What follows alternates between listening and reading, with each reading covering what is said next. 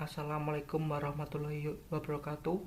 Perkenalkan, saya Mirda Yosatomo. Pada mata kuliah Kepemimpinan dan Etika Bisnis dengan program studi PJJ S1 Akuntansi di Universitas Siber Asia. Pada kali ini saya akan mempresentasikan terkait gaya kepemimpinan otoriter dalam memimpin organisasi. Dalam presentasi saya akan mempresentasikan tentang pengertian, ciri-ciri, dampak positif, dampak negatif, implementasi, dan studi kasus. Part 1. Pengertian gaya kepemimpinan otoriter dalam memimpin organisasi. Gaya kepemimpinan otoriter merupakan pemimpin yang dominan dalam berbagai tindakan dan juga keputusan yang diambil. Kekuasaan pemimpin sangat mutlak dan hampir tidak ada celah untuk para bawahan memberikan masukan.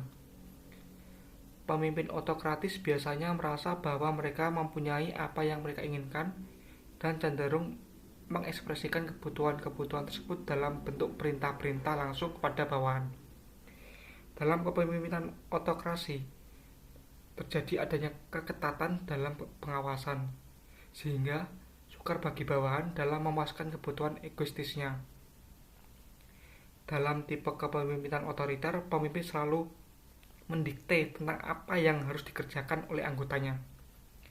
Inisiatif dan daya pikir anggota sangat dibatasi, sehingga mereka tidak diberi kesempatan untuk mengeluarkan pendapat mereka. Pemimpin membuat suatu peraturan tersendiri yang harus ditaati dan diikuti oleh seluruh bawahannya. Part 2. Ciri-ciri gaya kepemimpinan otoriter dalam memimpin organisasi. Ciri-cirinya, yang pertama, penonjolan diri yang berlebihan sebagai simbol keberadaan organisasi, hingga cenderung bersikap bahwa dirinya dan organisasi adalah identik. Kegemarannya menonjolkan diri sebagai pemimpin tidak dapat menerima adanya orang lain dalam organisasi yang potensial yang mampu menyaingi dirinya.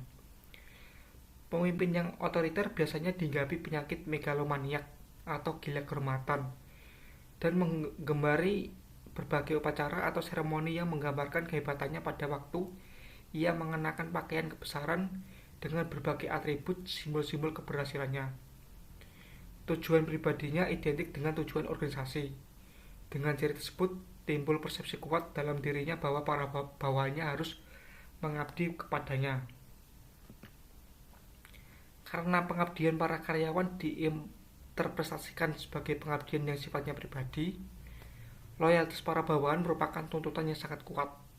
Dengan demikian kuatnya, sehingga mengalahkan kriteria kekaryaan yang lain seperti kinerja, kejujuran, serta penerapan norma-norma moral etika.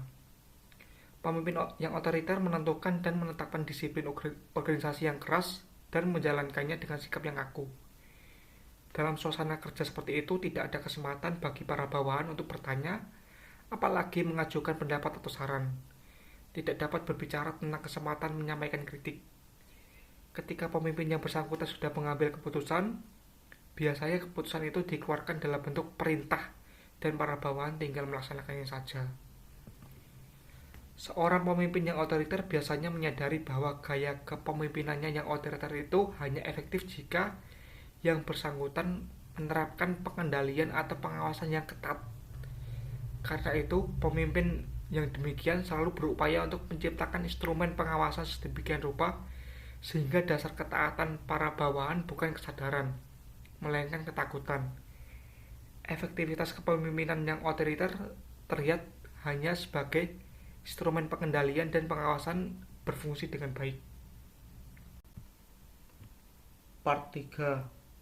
Dampak positif gaya kepemimpinan otoriter dalam memimpin organisasi. Dampak positif dari model kepemimpinan otoriter ada pada pencapaian prestasinya. Tidak ada satupun kelompok yang menghalangi langkah pemimpin. Ketika pemimpin memutuskan suatu tujuan, itu adalah harga mati, tidak ada alasan, yang ada hanyalah hasil. Langkah-langkahnya penuh perhitungan dan sistematis. Dampak positif lainnya dalam penerapan model kepemimpinan otoriter yaitu dalam pengambilan keputusan secara cepat dapat memberikan kepuasan pada pimpinan. Model kepemimpinan otoriter ini juga dapat membantu dalam menciptakan kedisiplinan kerja karena pada model kepemimpinan otoriter biasanya bawahan akan patuh kepada pemimpinnya. Part 4. Dampak negatif gaya kepemimpinan otoriter dalam memimpin organisasi. Dampak negatif dari kepemimpinan otoriter adalah para karyawan akan mudah merasa bosan, sebab berada di lingkungan dan suasana kerja yang monoton. Selain itu, para karyawan pada akhirnya akan kehilangan semangat, motivasi, dan kreativitas dalam bekerja, sebab segala sesuatu akan diputuskan langsung oleh pimpinan, dan tidak ada wadah untuk menampung pendapat dan inovasi yang dimiliki oleh para karyawan.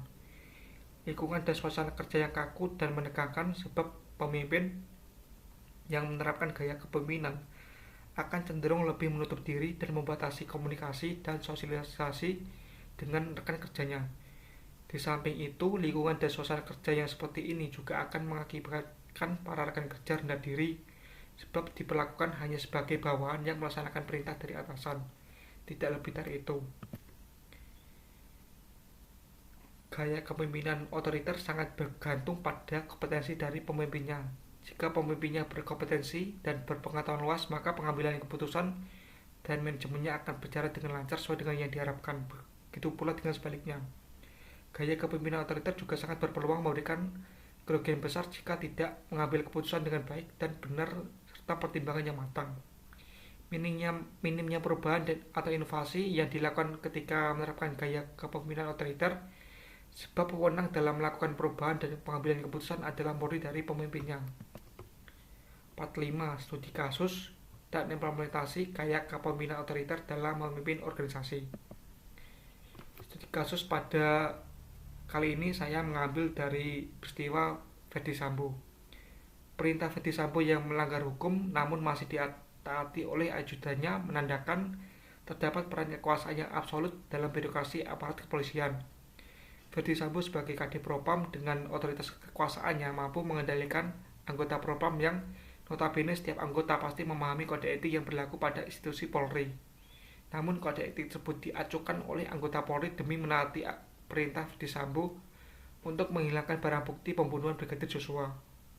Sistem birokrasi Polri di mana bawahan menjalankan perintah atasan serta tunduk dan patuh membuat Ferdy Sambo terlengah dengan kekuasaannya. Ajudan Ferdy Sambo yang merasa bahwa dia bawahan dan harus mematuhi perintah atasannya membuat sulit untuk mengelak, karena aturan yang memang sudah berlaku seperti itu.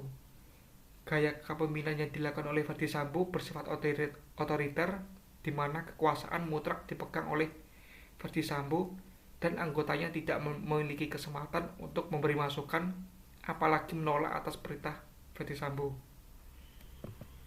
Demikian presentasi dari saya. Terima kasih. Wassalamualaikum warahmatullahi wabarakatuh.